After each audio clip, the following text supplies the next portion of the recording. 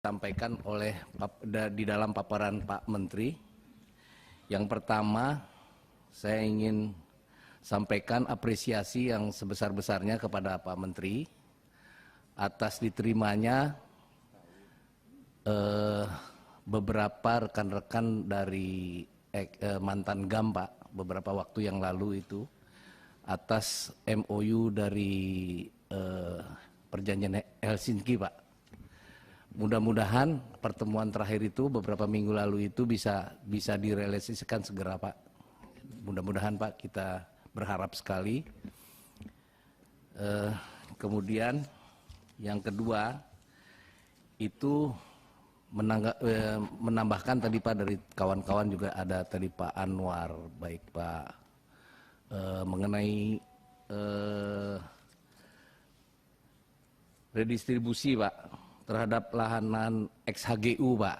Itu bukan hanya di Poso atau mungkin di Kalimantan juga, hampir di semua daerah, Pak. Di daerah saya, Pak, kebetulan perkenalkan, Pak, saya Irwan Ardi Hasman, Pak, dari fraksi Gerindra. Itu saya, daerah pemilihan saya dari Kota Bogor dan Kabupaten Cianjur, Pak. Jadi di Cianjur ini saya sempat keliling, Pak, di Cianjur ini, dan saya sudah mendata, Pak, di Cianjur ini ada ex-HGU ini sampai 36.000 hektar, Pak, yang tanah terlantar ex-HGU-nya, Pak, di data kita ya, Pak, yang sudah dicantumkan sebagai tanah terlantar, Pak. Dan di situ hampir ada 30.000 penggarap, Pak, di sini. Jadi mudah-mudahan, Pak, di eranya Pak Adi Cahyanto ini, para penggarap ini bisa berubah status, Pak, dari penggarap. Mudah-mudahan, insya Allah, Pak, Bapak bisa menjadikan mereka petani pemilik lahan, Pak. Jadi di sini memang permasalahannya kemarin kebetulan kita sempat bertemu juga Pak Wamen juga ya, waktu itu bersama-sama Menteri Pertanian, Pak. Ada Pak Wamen, ada Pak Menteri Pertanian, juga ada Menteri KLH, Pak.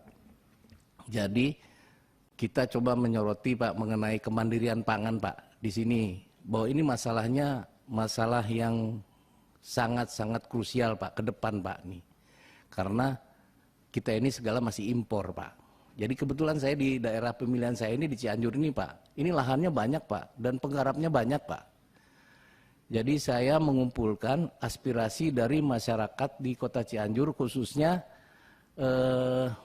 pengusaha-pengusaha pabrik tahu dan tempe, Pak. Jadi kemarin ini waktu kita turun itu, Pak, memang masalah kedelai ini masih impor, Pak, dan harganya mahalnya udah keterlaluan, Pak, sehingga pabrik-pabrik ini ingin tutup, Pak.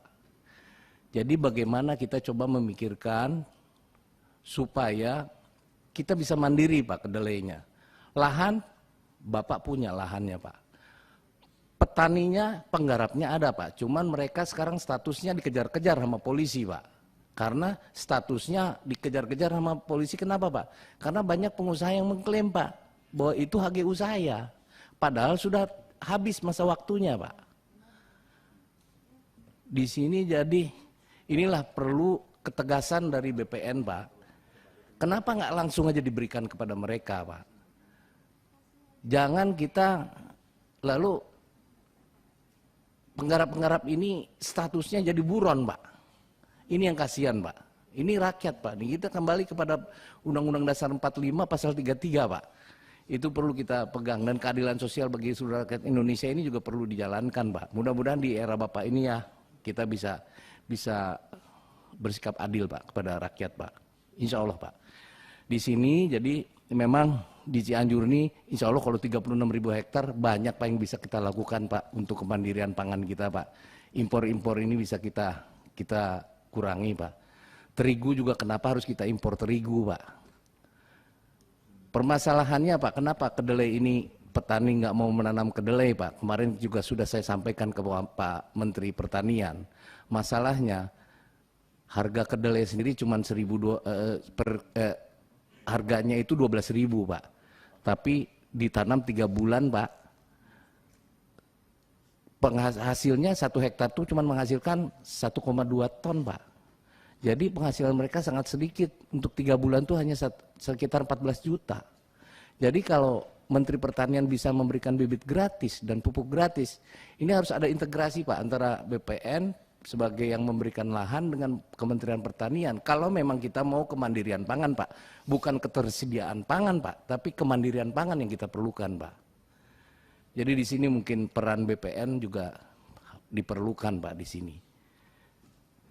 Jadi saya sangat berharap ada langkah-langkah yang bisa dilakukan bersama antar kementerian. Dan juga mengenai tata ruangnya juga harus dipikirkan Pak. Jadi mengenai kemandirian pangan ini Pak. Jadi investasi juga seyogyanya Pak. Pupuk ini kita masih impor Pak, pupuk ini.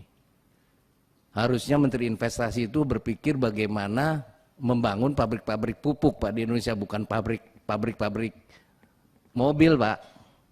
Kalau pabrik mobil insya Allah duitnya lari lagi ke luar negeri Pak. Dibangun pabrik Hyundai Pak.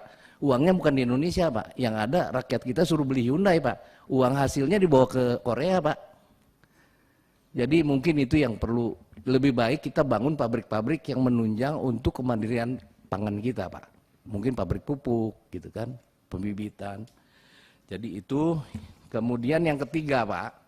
Ini ada titipan Pak mengenai yang kasus di Polonia Pak, yang di sini juga Bapak sampaikan 260 hektar itu Pak, yang di Polonia yang dengan TNI AU Pak. Di situ kan sudah inkrah Pak di tahun 95 Pak, dari keputusan Mahkamah Agung Pak, sudah inkrah. Itu tolong Pak kalau bisa ini terkait 5.000 para keluarga Pak di sana, konon. Tolong kalau bisa disertifikatkan segera Pak. Itu ada titipan Pak dari kawan-kawan di sana Pak. Yang terakhir Pak mengenai mungkin PTSL Pak.